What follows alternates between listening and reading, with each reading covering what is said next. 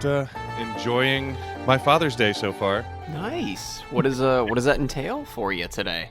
I got up and we had I'm looking for the right word. I guess a failed attempt at cinnamon rolls. But I like that, I can come up here and do this because, like, on Mother's Day, I couldn't do this because it's like, well, you have to spend time with your family on Mother's Day. And it's like the Father's Day was like, well, I can do what I want. This is what I want to do. This is my day. It's away the from Father's my Day. Yeah. It's just funny that I'm allowed to do this and no one can tell me no. I'll be up here for as long as I want. Well, hey, speaking of us doing this because it's what you want to do. I got some news. Well, first off, how do I sound? Do I sound okay? Do I sound echoey? It's a little more echoey than normal. Okay. Well, I am in once again another new satellite studio location because Tim, we have moved. Wow. Amazing. I am in my brand new studio / office space, sans any treating, any like sound absorption. I am talking into a wall right now because Tim, I brought over my desk, I brought over my laptop, I brought over my second monitor, brought over everything. I even brought over, I don't have anything running through it yet. I have a new mic and I have a Rodecaster from work. Dang. That I'm gonna like try out and maybe get my own. You know what I forgot to bring over? Headphones? My fucking chair. So I am sitting on the floor right now. Well, that's what I used to do in satellite studio number, I don't know, 4 or 5. It was a while back in the closet. I was just on the floor. So like wrecking my back for 2 hours every Sunday.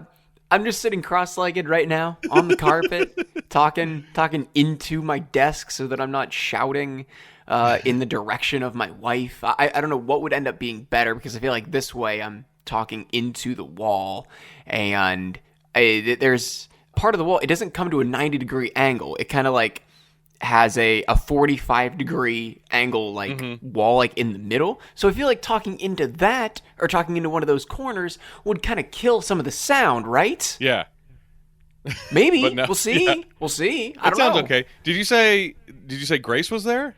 Yeah. Okay. Well, is anything else there? I guess she's probably not just sitting in an empty room like waiting. No, I mean we moved all of our big stuff over on Friday. Okay. We are here. Okay. We are living.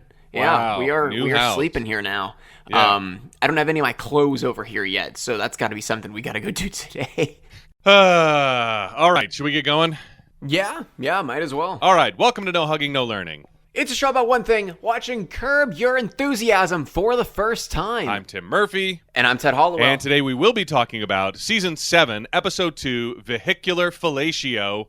But before that, what's the deal with stuff from our last episode, the Season 7 premiere, Funkhauser's Crazy Sister. We didn't have any homework, and there's no trivia or tidbits or continuity errors or anything that I could find. So there's that. That's it.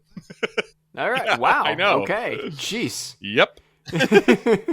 Well, do we have any? You said no continuity either? Yeah. No. Not that I came across. Yeah. Right. And no news. We do have a little bit of news, actually. Okay. All right, good. I know.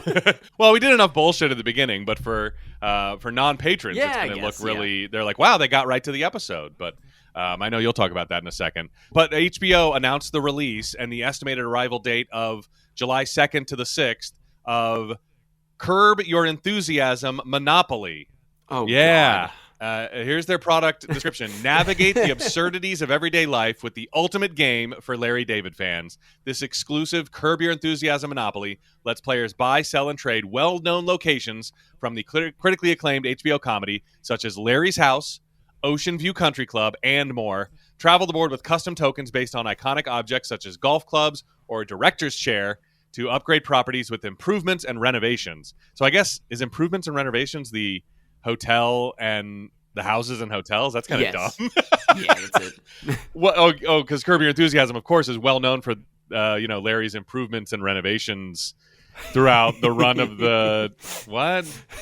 Endure the stare down. I mean, it's not necessarily known for his improvements and renovations, but how many fucking houses has he lived in? That's true. And he always has service people over. I mean, we've had a TiVo guy. We've had, well, the exterminator wasn't doing work, but and he had a housekeeper, and he had her like handyman husband as well. I'm sure I could think of other service people that he encountered. Well, his AV guy, his audiovisual guy that he fired, but still he was there. So maybe that's what they're thinking. It's just a weird thing. I'm sure so our buddy that sent us this that clued me into it, John Lord Condog or John Con Lord Dog. What is he had what I thought was a great, because I was looking at the board and it's like it's go and free parking and jail, and I'm like, why didn't they change those to, maybe there's like a Monopoly rule where if you have a licensed, the whatever, a licensed version of the game, those squares have to be the classic Monopoly policeman from the 1920s, jailer or guy in jail from the 1920s or whatever. But so John said they should have renamed jail in a coma, and the way you get there is drawing the unlucky donate a kidney to Richard Lewis card. So instead of go to jail, it's a picture of Richard Lewis, and it's like, give a kidney to Richard Lewis, go directly to a coma. And I thought that was a great idea because they didn't really do anything with that. So there's this, I guess, treasure chest and community chest, and what was the other? Anyway, the two cards are the stare down and pretty good, and be the last everyman with custom curb currency to win. Contains a game board, 6 tokens, 27 title deed cards, 16 stare down cards, 16 pretty good cards. So there's actually 4 pretties in there. 32 houses renamed improvements, 12 hotels renamed renovations, pack of money, 2 dice, and the rules. So let me see if I can go around the board and kind of see some of these custom named. Oh my god, I would love it if they just printed the rules like as its own book and just throw in Larry's like rules of society that he expects everyone to would be amazing. Abide by. That would be absolutely amazing. Okay, so you start at Go, which has not been branded at all. And the first 2 properties you hit are the car dealership and the bowling alley. And then you get the movie theater. Ah, yes. Classic location, both appearing in one episode in the first 6 episodes. The movie theater, where he does go a lot. They do go to the movies a lot, you got to admit. And then Thor's Antique Shop. I'm like, is Thor the wrestler going to come back up and he owns an antique shop? I don't remember that. Playa Mariposa Resort. I have no idea. Maybe that's from a future episode. The Ugly Section. I do know that's a future episode. Latte Larry's. Again, I know that's a huge future episode. Arc even. Oh, the Al Abbas Chicken. I know that's in the future as well. Yoga class. So I guess Larry does a little bit of yoga. Oh, the gym. Eye doctor. The dentist. Therapist. Courthouse. Softball field in Central Park, so I guess softball comes back up. Young Larry set, so I guess maybe he gets a show called Young Larry. Something. New York apartment, Leon's guest house, Larry's office, Jeff and Susie's house. So now we're at the big, and here's Boardwalk and Park Place. Boardwalk and Park Place are Ocean View Country Club and the network office, which I would put Larry's office in that section, not the network office. Although maybe it'll make more sense as we get to that episode, but I don't know what network they're talking about. Let me see. They have so the income tax square is anonymous donation, which is hilarious, and it says wing donated by anonymous. Love that. So the railroads are City Bus Lane, Lewis's convertible car, Jeff's classic car, the one that Larry wrecked that we haven't seen since, and Larry's hybrid car, which I like. The other income tax square, whatever that is alimony. So I'm sure that'll come up later. We have a Gotta Go app on there, which you pay $150 to land on. I think that comes up later. I think that comes up this season, actually, if I remember. Female urinal. That's another square that'll cost you $150. Yeah, pretty entertaining. And then all the money has your favorite curb stars on it. It looks like Larry's on the 500, Jeff's on the 100, Cheryl's on the 20. It looks like Susie might be on the 50, which is interesting. Can't tell who's on the 5. And Leon might be on the 10. I can't tell who's on the 5. Yeah, everything. And then the tokens are, I can't tell there's a box. It's like a cooler or something. I have no idea. Director's chair, golf clubs, Larry's car, his glasses, and a Latte Larry's mug. I have no idea what the box is, but I guess whoever chooses their token last has to be the cooler. No idea.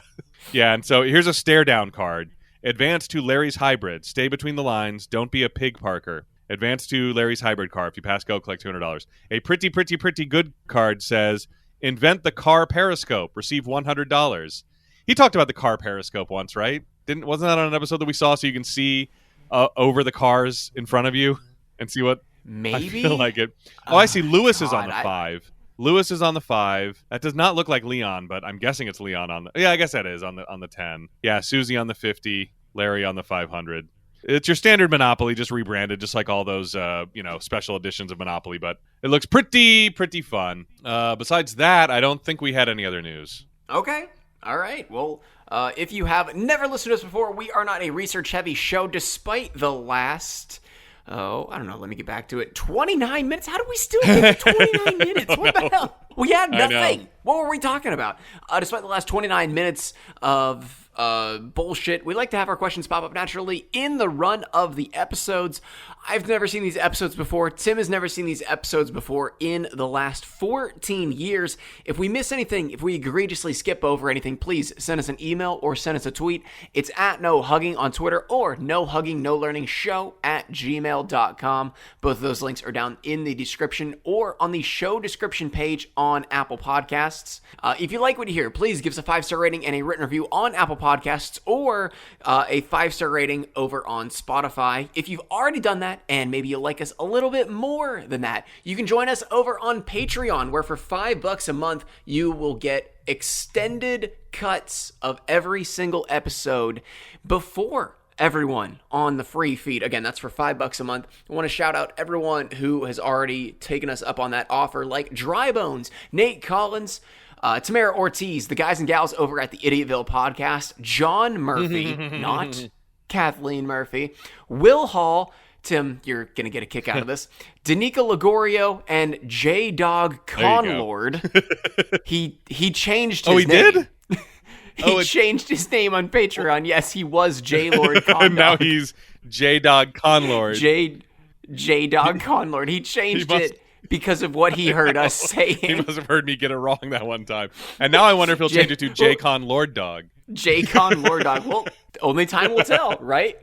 Nick Kudla, Adam Webb, Megan Stolarski, and our newest patron, Michael Klatsky. Hey! Michael Klatsky, the first person to sign up for our $1 tier, which is purely our thank you tier. So I wanted to give a special thank you to Michael, even though he will not be getting the extended cut of the episode. I wonder if he knows that. I thought I made it clear in the description, but maybe I didn't. He's made his choice. Michael, thank you.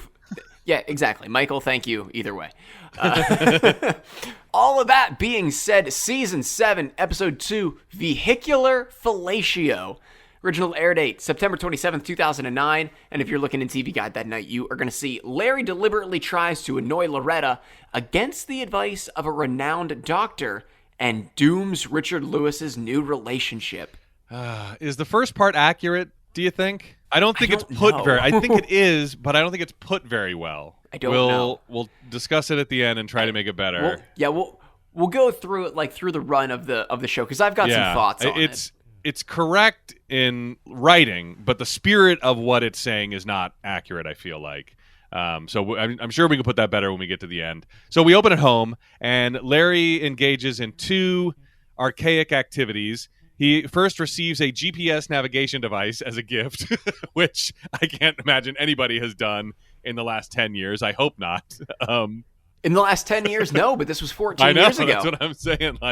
This was a great gift 14 years ago. Absolutely. Absolutely it was. And then once you tried to update it and it just bricked itself, that's when that gift idea stopped. Yeah, exactly. And they realized it's all on the phone. We don't need these anymore. I'm sure you can still buy them, but they're probably for people who who have what are they called? Jitterbugs? Jitterbug for sure. They're that, and man, it's like those navigation companies never thought, new roads can be made, because those updates were so fucking cumbersome. Yeah. You had to plug in with USB. You had to download it to your computer, plug in your GPS device to your desktop or whatever you had, a laptop, and then it would install it that way. But it was like, yeah. And sometimes they would just charge for basic updates. And it's so dumb. Like, look, I didn't ask for them to make a new road here. But my TomTom saved my life so many times. I mean, my dad got a TomTom, and then he got me one for like, and I didn't even want it. I was like, what do I need this for? I have MapQuest and a printer. Oh my God. That's so you, though, Tim. That is so you. Well, I just didn't. Yeah. What do I need this new technological innovation for? I have the old way of doing it. I mostly just didn't want him to because I knew those were expensive. I was like, buy me something I want. Don't buy me something that I need. Yeah. But MapQuest and a printer was like, that was the way, But yeah, he got me a TomTom, and then I of course used it forever. It was awesome. And then I brought I bought a map of Ireland for like $100, and I brought it to Ireland, and like we would not have survived. We wouldn't have made it back from our honeymoon, because that's why. And I was like, it was the night before my wedding, and I'm like panicking trying to install this thing. I had to like uninstall America, and then install Ireland on it, because the hard drive couldn't handle both. It couldn't hold both. The memory, they didn't have enough memory to hold USA and Ireland. So I had to remove one map, put another one on. It wasn't working, and I was like talking to Tag, and I was like, I want a refund. This doesn't work. And then I finally figured out how to get it to work, and we took it over there, and like it literally probably saved my life or our marriage or both, like, because it was like we're driving on these like backwoods 1-lane gravel roads through Irish farmland in the middle of a thunderstorm at night, on the wrong side of the road. I'm like driving I'm in the passenger seat with a steering wheel. Like, I'm like, this isn't, we never would have made it without that TomTom leading the way through Ireland. It was absolutely insane and so well needed. So yeah, these were, I'm surprised Larry didn't already have one, actually.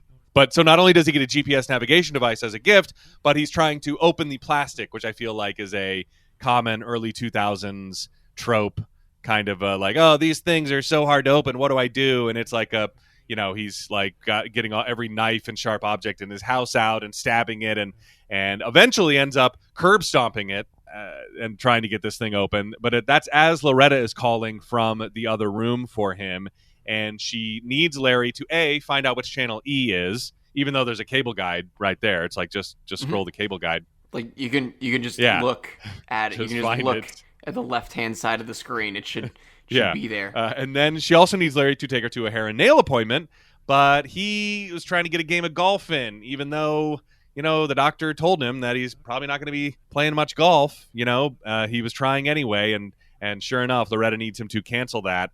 And she is constantly playing the cancer card to Larry David. Anytime Larry is like, well, I was going to do this, she's like, oh, I have cancer. So I think my needs take, and she's like, well, why can't you drive yourself? Well, I have cancer. And I don't think the doctor will want me driving. He's like, well, should we call the doctor and ask him? I love the way he's like saying it as slowly as possible, so she might complete the thought for him, and he won't have to say it out loud to make her feel dumb. But no, sure enough, he has to say the whole thing, and she's like, no, you're driving me. He invites her out to dinner to meet Richard Lewis's new girlfriend with Jeff and Susie, and she asks if there's going to be any black people there, and he says no, and she says, why would I want to go? But then he goes, there may be people with cancer. Oh my God.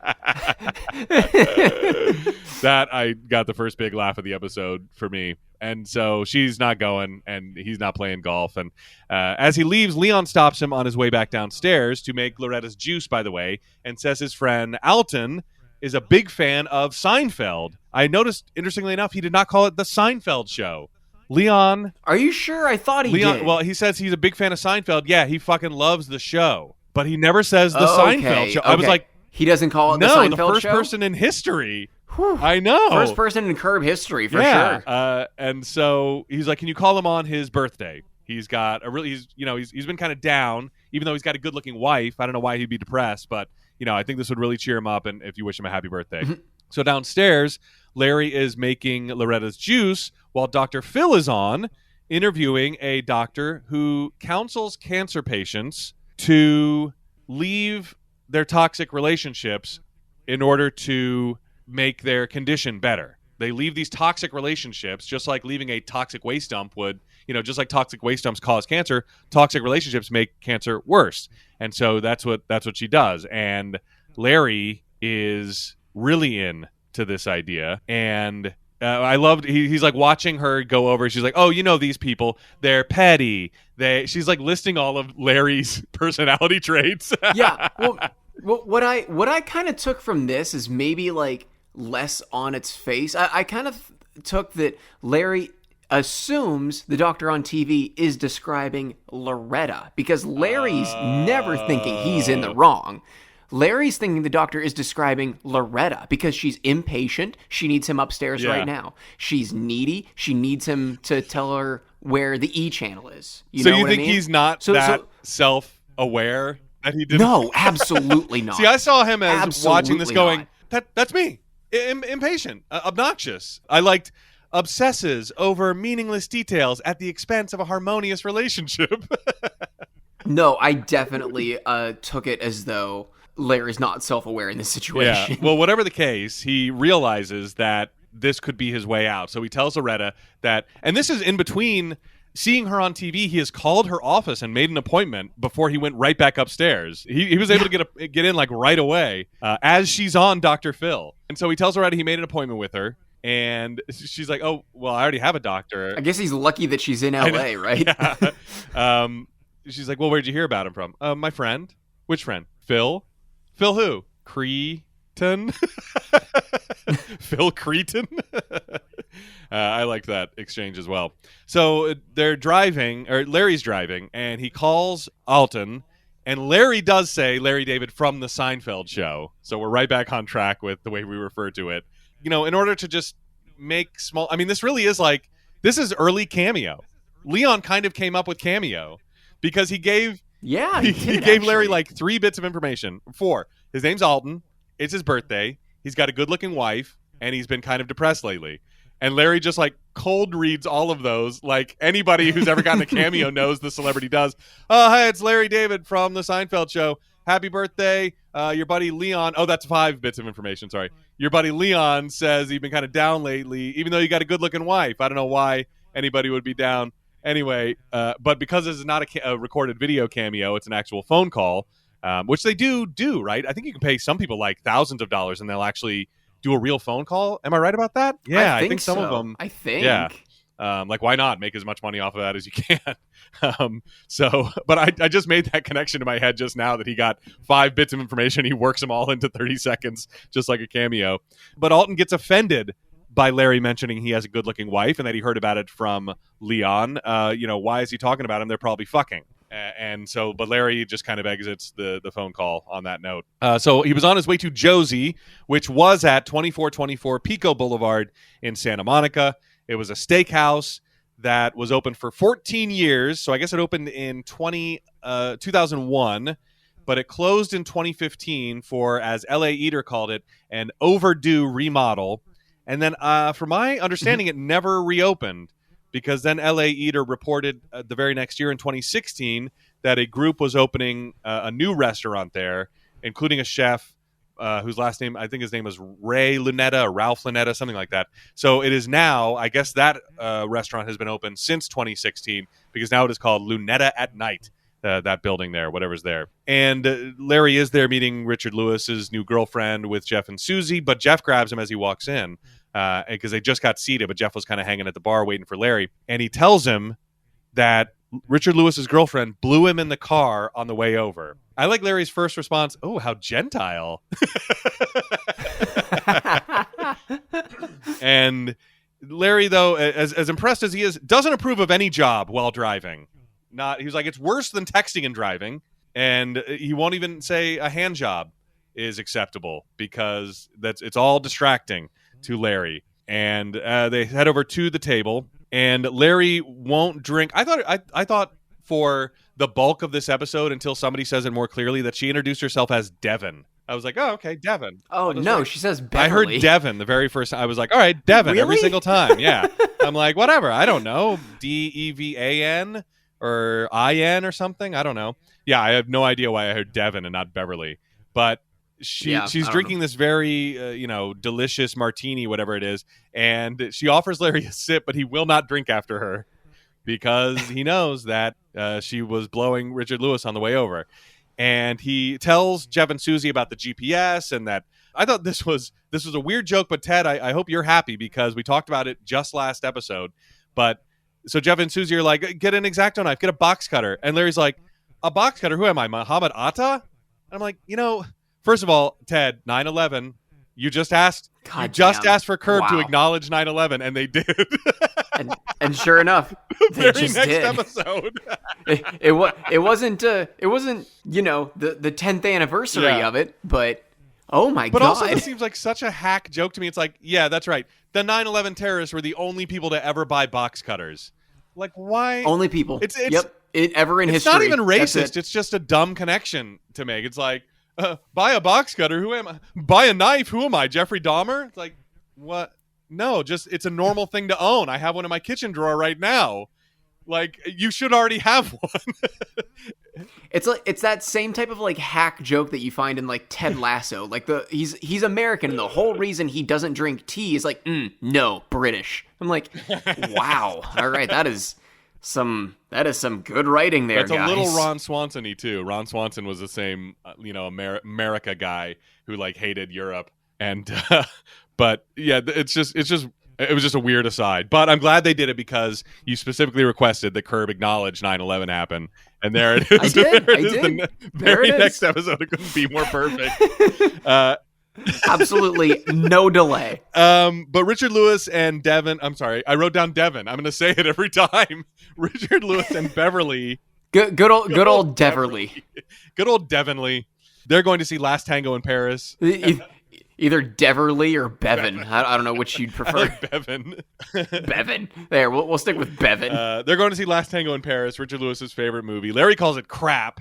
Pretentiousness masquerading as art. I love. What is his Brando impression? What is it? Brando impression was great. Put some butter up my ass. What the fuck?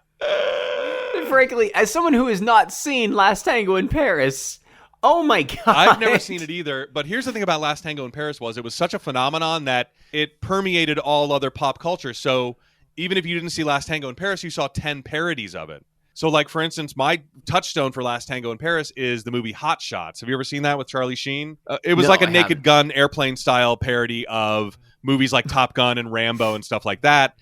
But one movie they parodied was Last Tango in Paris. Like, a very famous scene in Last Tango in Paris, which, by the way, I think is a problematic movie because the actress came out years later and said, I didn't approve of what they were doing to me in that movie, but also I felt like I couldn't speak up because of the atmosphere and the environment that the movie was made in. And so she was sort of hinting at the fact that she felt, kind of sexually assaulted during the making of that movie. And some of that, and it like wound up on camera. Like, and the director was like, oh, just do this or whatever. And it was a time in Hollywood in the 70s or whatever where maybe we'll do a little dive on, it's been a while since we've had some homework. I'll just, rather than talk out of my ass about this, like I love to do, instead, I'll just I'll put Last Tango in Paris on here, but one famous scene in that movie is they're making love and they like set up in front of the refrigerator and they do all sorts of weird stuff. Again, I know butter lube plays a huge part in it, but that scene was like parodied. It was so famous it was parodied like in everything that came out around the same time. So as like a 10-year-old kid, I'm watching Hot Shots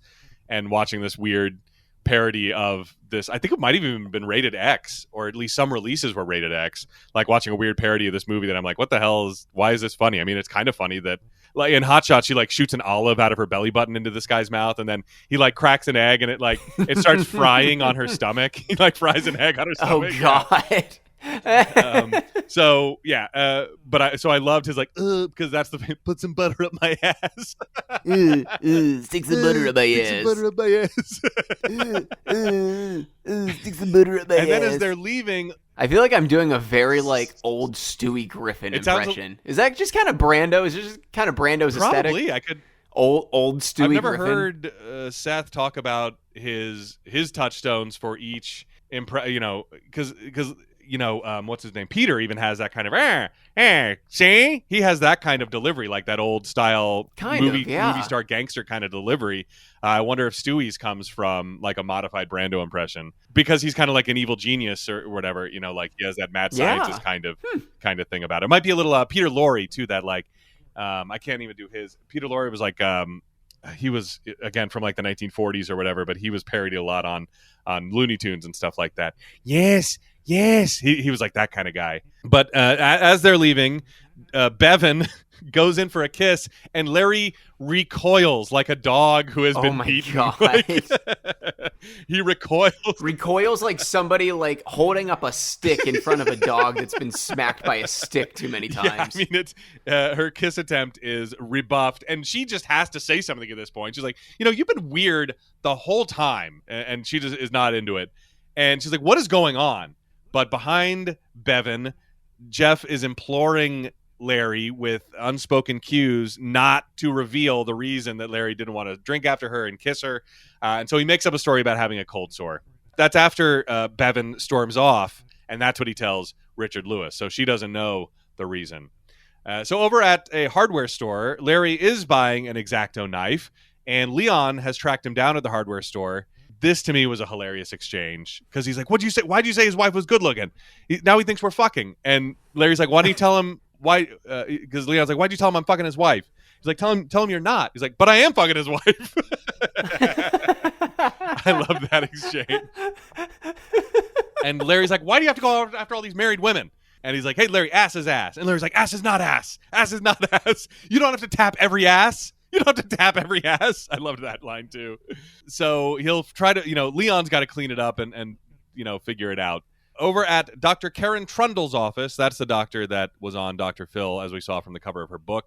They're having a little consultation with her, and Larry is being as obnoxious as possible. He is, just kind of like making dumb noises like during while they're trying to talk, and he's standing up and asking about the stuff in the office and interrupting and just being in. And so finally he's asked to step out, at which point, speaking of impressions, he kind of does an early Bernie Sanders impression as he walks out. Oh, you want to talk?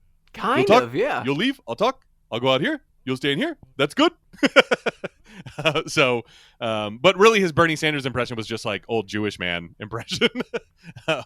So he steps out so that Dr. Trundle can talk to Loretta in private.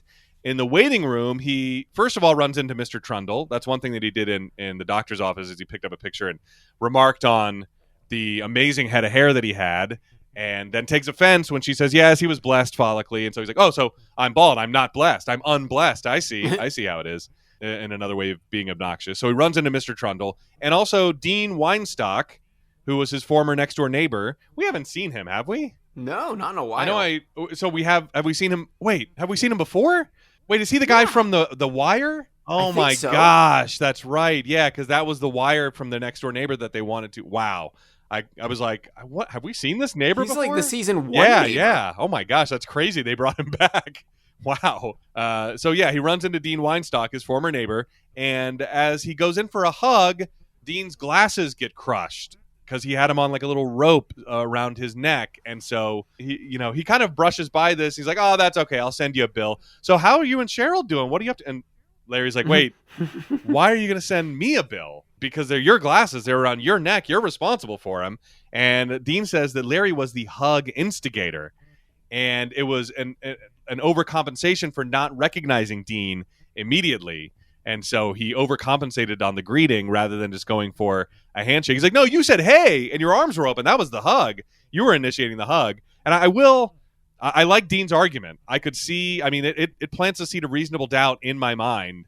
But because I know Larry, I'm like, Larry wouldn't instigate a hug. What are you talking about? And I'm like, wait a second. To make it seem like to make someone like him might have a reason to dislike him, like he forgot who he was, or he forgot his name or whatever. That in that case, Larry might instigate a hug. So I don't know, but they fight over it until Dean reveals that he has cancer, and then Larry surrenders immediately and just goes back to his demeanor. Larry's demeanor was very much like Barley tonight, who he lost the argument immediately and it just goes and slumps down in a chair and pulls out a magazine because he didn't have a phone. But like, if you start winning, I'll sit down and pick up a magazine immediately. So that's what he did. I have no problem reading this magazine. I love magazines. On the drive home, Larry talks up the doctor even more. He continues to talk up Dr. Trundle, saying he got a pretty good vibe, a pretty good vibe from that doctor.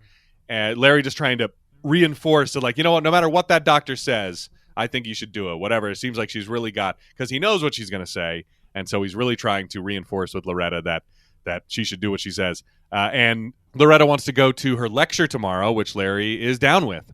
So back at home, Richard Lewis is at the door, and he tells Larry that he killed another relationship. And I like this series runner where the person Richard Lewis is with is always the one.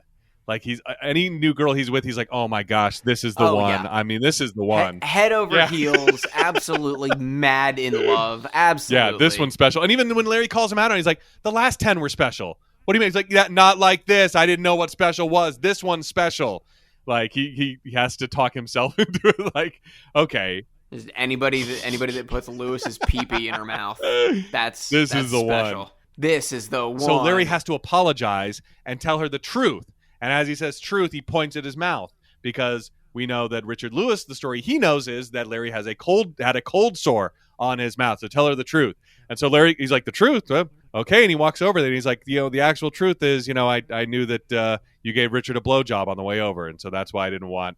And she's like, what? And so I think it's kind of left ambiguous as to whether that actually happened, because Richard is like, well, no, blowjob. What's he talking? I never said that. Like, I haven't had one in 5 years. Well, no, he said after that, I hadn't had one in 5 years. I got excited, so I told Jeff. I misunderstood. That's what it was. That makes a lot more sense. So he blabbed about it because he was so excited. Yeah. Okay, that makes a lot more sense. So that's why I hadn't had one in 5 years. I got so excited, I had to tell somebody. That was Jeff. And then she drives off saying, well, it's going to be another 5 years until you get another one. And such a good end and when line. she said that, I was like, oh, so I guess she did, because I had missed the context of the first line. So it looked like she was trying to play it off, but I guess it all just came out. Oh, boy. Pun not intended.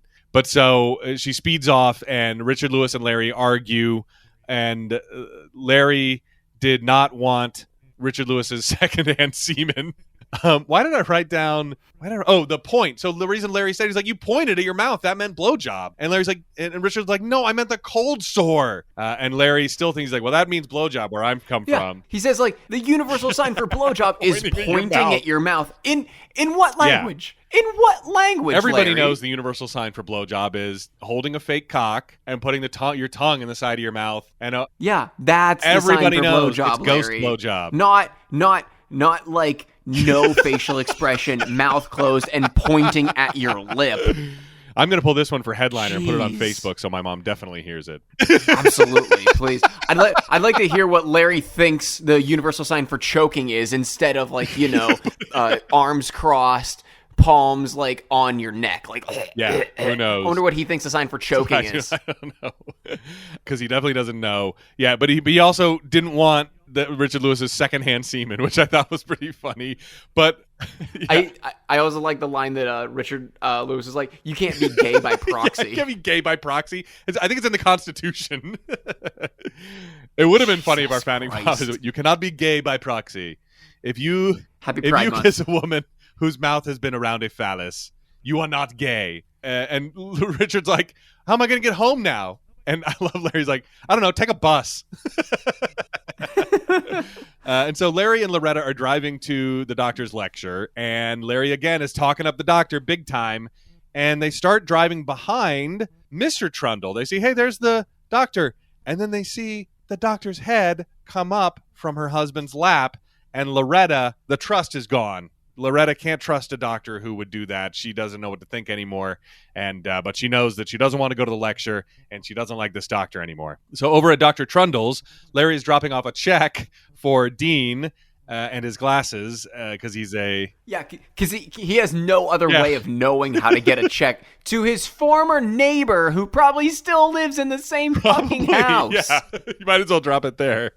I didn't think about that. I thought it was odd. I was like, I guess that's his only option. But yeah, I mean, he knows he could at least, but I don't know. Maybe that's too much work for Larry to go through. Might as well drop the check there. Maybe there's a chance that either someone at the desk never tells Dean about it, or Dean never thinks about it again and doesn't think that the check might be there or something, and Larry won't have to pay up. Maybe that was his play. That's my headcanon anyway. I think that's way too much work than the writers expected us to do, but he's dropping a check there, and the doctor wants to talk to Larry, and she thinks that Larry is being so obnoxious because he knows that the doctor is going to tell Loretta to leave him. And that's why he is keeping Loretta away, like from the lecture the other night. And he tells her, well, we were on the way to the lecture, but we saw you giving roadhead to your husband. And so she wanted to turn around. And the doctor makes up, I don't know whether this was the story or not. She says, my cell phone fell and I was reaching down to get it down there. And Larry doesn't believe her story. What do you think? Do you think there was some roadhead going on, or do you think... Oh, absolutely. Wow. Absolutely. Wow. Yeah, because she did look... I mean, she wasn't looking like at herself like, oh, here it is. I have it in my hand. I'm looking at it. Even if we couldn't see it, that might be obvious. She had... Yeah, because she comes up and then she goes back down. Yeah. So, and that's what Larry mentioned. Like, it was a long time to look for a cell phone. But it plays right into Larry's plan, though, because she is more pissed off at Larry than she was before. It was really genius of him to, I mean, he could have not said that story. He was like, and played into the first thinking like, oh, you're right. Yeah, we didn't go because I don't trust you. And that would have worked. But now she's like actually really genuinely angry at Larry. So much so that she beats him with a copy of her book. God damn it. She's literally assaulting Larry. So back at home, Larry pulls up as Leon and Alton's wife sneaking out of the house because Alton showed up. He's at the front door as Leon and Alton's wife were hooking up. So Alton's wife hides in Larry's car while Leon shows Alton that nobody's there, nothing's going on, and Alton's very apologetic for jumping to conclusions. But back outside, his wife's head pops up as Loretta pulls in right behind Larry. So she thinks there's some vehicular fellatio going on. And then getting back up on the seat, and then her head came up. And so, cut to Loretta and the family speeding off in a cab and saying goodbye to Larry forever for cheating on Loretta. Even Auntie Ray is like, fuck you, Larry, as they leave. Yeah, Auntie Ray's getting in on it, too. Yeah. And I thought this was a funny reveal that, like, Leon just walks up. And... Oh, yeah, and then Larry, like, even asks him. Like, Larry's like, well, I guess this means you'll be... And Leon continues. He just says, go and eat in this Chinese food in my fucking room. Like, and then walks by him. Taking my ass inside. Need my Chinese food in the room, in my room. Yeah. He's like, okay. I just liked that Leon rolled up. Like, what just happened? I just got here. What do you guys... What happened? So driving to Michael York's party, Larry comes upon a car accident. So a car has driven off the road into a fence and a ditch, and it is Jeff and Susie was giving Jeff roadhead, and they had an accident, and she's stuck and pinned completely down on the floor. Meanwhile, Jeff just can't get his seatbelt undone. Well, I don't want to get too far into this, but why did Jeff take why did he pull his pants all the way down? Why are his pants down? I mean, you don't need... And he was also in like some... I'm like, is Jeff in the no-fly zone? Because he was also in like some gym short-looking boxer shorts. They were like... They went down to his knee. I'm like, what is this? I'm like, you don't need to completely disrobe to get roadhead. That's the pull quote from this. Jesus Christ. But so, yeah, they're stuck... And Jeff is stuck in the... seatbelt, and so Larry has to go get his X-Acto knife. He has it in the car, and they're so excited. But he does have to get... I told you, any job behind the wheel is dangerous. But he runs and goes to get the X-Acto knife. But guess what? It's in plastic. It's like the vacuum-sealed, molded plastic clamshell style, whatever. And so as he is trying to rip into that, just like he did at the beginning of the episode, Frolic starts to play, and that is the end of the episode. Oh, man, it's almost like Larry would have noticed that it was in plastic when he bought it 3 fucking days ago. Although it wasn't a brown paper bag. I was surprised, honestly, because the guy takes it out of an X-Acto knife display case. I'm like, what the hell? Yeah. X-Acto knife? What is this, like like a special Beverly Hills hardware store where they're like amazing, like Tiffany X-Acto knives? Because it was, and then he gives him one that was in a package. He's not going to give him the display model. So it was a shocking reveal not. to me. But I guess Larry, he got the bag and then he threw it in the back of the car and forgot about it. I don't know. Yeah, he should have felt the bag and gone, oh, it's in plastic, but he didn't, and so that's where we end up. Do we got any homework this week? Yeah, I wrote down Last Tango in Paris. Just a little dive on, the famous food scene and the reception of that. Maybe parodies and other stuff. And perhaps the problematic nature was foisted upon the movie later in its lifespan. Okay. What do you like for cover art this week? I mean, it has to be somebody giving Roadhead. It has to be something like that. But I mean, there's really only 2 shots of that. Yeah, there's only like Dr. Trundle. There's Jeff and Susie. I guess you could get Alton's wife and Larry. That's not a good shot though. No, unless the back of Loretta's head or something is in it, from her point of view. I mean, it might be. I don't know. But maybe there's nothing there. Maybe it doesn't have to be vehicular fellatio. It could be Larry recoiling from Bevan's kiss. Oh, that would be good. That's good. Because that still has to do with the title of the episode. Yeah. It's the comeuppance that one must pay after vehicular fellatio. Yeah. I forgot to mention that this episode has one of my favorite Curb Your Enthusiasm gifs, which is when the doctor asks for some private time with Loretta, Larry does the hands up in the air, hands back, oh, excuse me motion, but he does it silently and a little bit bigger each time, and he does it like a million times in a row. Yeah. And that is, I know I've seen that oh wait, there it is. I'm going to send it to you. There we go. Yeah, it's one of my favorite GIFs that pop up when you just search for, so it's I understand is the words that pop up on it. But yeah, it's one of my favorite GIFs that pop up when you just search Curb Your Enthusiasm. Oh, yeah. Okay. Oh my gosh, I've seen this. Understood. Jesus. All right. Let's see what we can do about this week's description. So we had Larry deliberately tries to annoy Loretta against the advice of a renowned doctor and dooms Richard Lewis's new relationship. I kind of like the second part. What, and dooms Richard Lewis's new relationship? But the first part, because I mean, you see my problem with the first part, right? Is that the doctor doesn't give Larry this advice, and I feel like that's what it makes it seem like. That it is like they go to the doctor prior, and the doctor tells Larry, "You need to not annoy her, or her cancer's not going to get better." It's like against a doctor's overall advice to everybody in the world. So it's like it's true in as it's written, but not in spirit. The spirit of what actually happens in the episode. So what's the first part again? Larry deliberately tries to annoy Loretta against the advice of a renowned doctor. I mean, I don't even know if we need to work the doctor into it, but we might. Larry deliberately tries to annoy Loretta.